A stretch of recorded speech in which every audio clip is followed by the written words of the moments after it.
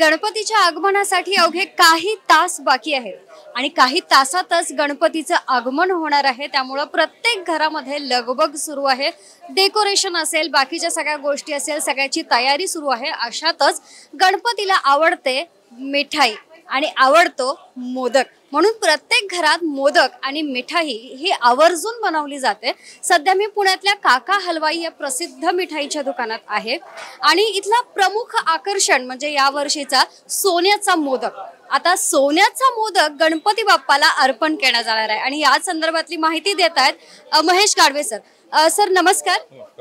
Sir या वर्षी गणपतीला चक्क सोन्याचा वर्क असलेला मोदक आहे, सर काय सांगा? सोन्याचा वर्क असलेल्या मोदकाची लोकांची मागणी बघता यावर्षी आम्ही तो आणलेला आहे आणि पण सोन्याचे भाव यावर्षी भरपूर वाढल्यामुळे त्याची किंमतही वाढलेली आहे। तर 1.25 किलोचा आपण एक मोठा मोदक केला आहे, छोटे पण मोदक केलेत। ग्राहकांच्या मागणीनुसार आपण त्यांना ते पुरवणार आहोत। खरं तर सोन्याच्या मोदकाबरोबरच इतर सुद्धा खूप मोदक आहेत। यामध्ये मग चॉकलेट असेल, कुठले कुठले फ्लेवर्स अवेलेबल आहेत? मुख्य मावा मोदक आहेत आपल्याबरोबर, त्यावर आंबा मोदक आहे, चॉकलेट मोदक आहे, मलाई मावा मोदक आहे, मलाई मँगो मोदक आहे, मलाई चॉकलेट मोदक आहे। त्यामुळे चॉकलेट मोदकाचे भरपूर फ्लेवर आहेत आपल्याकडे, 6 ते 7 प्रकारचे। आपण एक नवीन पंचखाद्य मोदक म्हणून आता परत एकदा चालू केलेला आहे। तो मध्ये होता, आपण बंद करून परत चालू केलेला आहे। तो आपण एक यावर्षी आणलेला आहे परत बाजारात। आणि त्याप्रमाणे मग आपलं जे डार्क चॉकलेट, त्या स्ट्रॉबेरी, पायनॅपल असे बरेच फ्लेवर आपण केलेले आहेत त्याच्यामध्ये। मी इथे पाहिलं की अगदी ब्लूबेरी मोदक आहे आणि वेगवेगळे प्रकार आहेत, अगदी पान फ्लेवर सुद्धा मोदक मध्ये आहे। तर त्याबद्दल काय सांगाल? लोकांना गणपतीमध्ये ह्याची खूप मोठ्या प्रमाणात मागणी आहे। आता काहीतरी वेगळं पाहिजे आणि यामुळे लहान मुलांना हे चॉकलेट आवडता पदार्थ असल्यामुळं मोठ्या प्रमाणात लोक हे खरेदी करतात। हे प्रसादासाठी पण नेतात आणि खायला पण घेऊन जातात। आणि खरं तर या काळामध्ये मिठाया खूप खाल्ल्या जातात, खूप मागणी असते। तुमच्याकडे साधारण या सगळ्या सीझन मध्ये किती किलो पर्यंतची मिठाई बनते आणि किती विकली जाते? अवघड आहे मला, दुसरा रेकॉर्ड करून चेक करायला लागतं। आमची मागणी मावा मोदकाला जास्त मोठ्या प्रमाणात असते, त्याप्रमाणे काजू मोदकाला पण मागणी वाढली आणि आता फ्लेवरचे मोदक आता लोकांना वेगळं काहीतरी पाहिजे म्हणून फ्लेवरचे मोदक आता चालू लागले। आणि पंचखाद्य मोदकाबद्दल सांगायचं झालं तर खरं तर आवर्जून गणपतीला पंचखाद्याचा नैवेद्य दाखवला जातो आणि त्यामुळं एक पौष्टिक पदार्थ सुद्धा पोटात जातो आणि पंचखाद्य मोदक इथं आपण पाहायला मिळतं। सर परदेशात सुद्धा मिठाई पाठवली जाते, त्याबद्दल काय सांगा? जे ग्राहक खरेदी करू आमच्याकडनं, जी त्याला बेस्ट बिपर जास्त असत अशी मिठाई फक्त परदेशात घेऊन जातात। मावा मोदक आम्ही पाठवत नाही, काजू मोदक लोक मागतात, चॉकलेट मधले मोदक घेऊन जातात, त्याला मागणी असते। त्यामुळे आम्हाला सांगलं आम्हाला पाठवायचं आहे, त्याप्रमाणे आम्ही त्यांना इन्स्ट्रक्शन देतो, पॅकिंग करून देत असतो।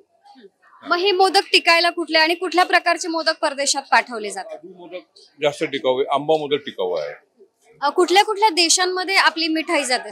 मोस्टली अमेरिकेमध्ये लोक जास्त मागणार आहेत। महाराष्ट्रीयन वर्ग तिथं खूप मोठ्या प्रमाणावर आहे। पुणेकरांचा आवडता मोदक कुठला? मावा मोदक। मावा मोदक। उकडीचा मोदक हा 12 महिने आपण ठेवतो, लोकांना फार आवडा लागलेला आहे। पूर्वी सणालाच तो चतुर्थीला आणि यालाच असायचा, पण आता त्याचं प्रमाण वाढलेलं आहे आणि लोकांना रोज तो मोदक पाहिजे म्हणून आपण 12 महिने उकडीचा मोदक ठेवतो। आता त्याला चांगल्यापैकी मागणी आहे।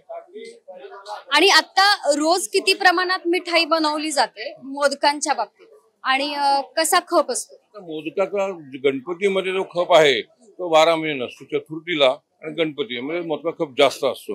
नॉर्मली इथं दगडूशेठ गणपतीचं मंदिर असल्यामुळे मावा मोदक आपण 12 महिने अवेलेबल ठेवतो इथं, प्रमाणातच मागणी असते त्याला। काही लोक मग भोग म्हणून लाडू पण चढवत असतात। बाहेरचे जे लोक येतात नॉर्थ साईड, हे मोस्टली मोठ्या प्रमाणात लाडूचा भोग चढवत असतात।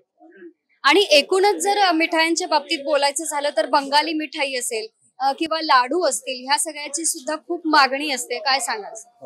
बंगाली लाडू मध्ये बंगाली मोतीचूरला खूप मोठ्या प्रमाणात मागणी असते आणि आपण बंगाली मिठाई बरेच प्रकार, अंगूर रसमलाई आहे, रसमलाई आहे, त्या 2-3 मलाई सँडविच आहे, याला चांगल्यापैकी मागणी असते।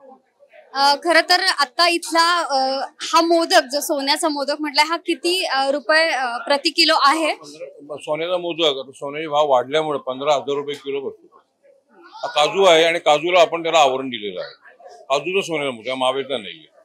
शिवाय जे तळलेले आहे म्हणजे आपण घरी बनवतो पारंपरिक मोदक, ते सुद्धा इथे अवेलेबल आहेत। उकडीचा मोदक आहे, तळलेला मोदक आहे। तळलेला मोदक किती काळ टिकतो? 8 दिवस राहतो। हे लोक मोस्टली तळलेला मोदक होमासाठी वापरत असतात। लोकांची मागणी असल्यामुळे आपण त्याला 10 दिवस ठेवतो इथे। एकूणच सांगायचं झालं तर खरं तर मिठाईची दुकानं सजलेली आहेत आणि वेगवेगळ्या प्रकारचे मोदक आपल्याला पाहायला मिळतात. तुम्ही सुद्धा अजून खरेदी केली नसेल तर आवर्जून खरेदी करा आणि मोदकांचा प्रसाद तुमच्या बाप्पाला आवर्जून द्या. कॅमेरामन शिवाजी साळुंकेसह मी प्रेरणा परबखोट, टॉप न्यूज मराठी, पुणे. घ्या परदेशात भरारी, तेही सर्वसामान्यांना परवडणारी. 1 रुपया भरा आणि थायलंड मध्ये फिरा. सचिन इंटरनॅशनल घेऊन आले आहेत जगातली सर्वात स्वस्त परदेश टूर. पूर्ण 5 दिवसांचं पॅकेज आता फक्त 32,999 रुपयांमध्ये. पॅकेज मध्ये विमान प्रवास, हॉटेल, ब्रेकफास्ट, ट्रान्सपोर्ट आणि प्रेक्षणीय स्थळे. सचिन इंटरनॅशनल 18 वर्षांपासून पर्यटन क्षेत्रातील एक विश्वसनीय नाव. सचिन इंटरनॅशनल सोबत मनसोक्त फिरा. संपर्क 7767989898.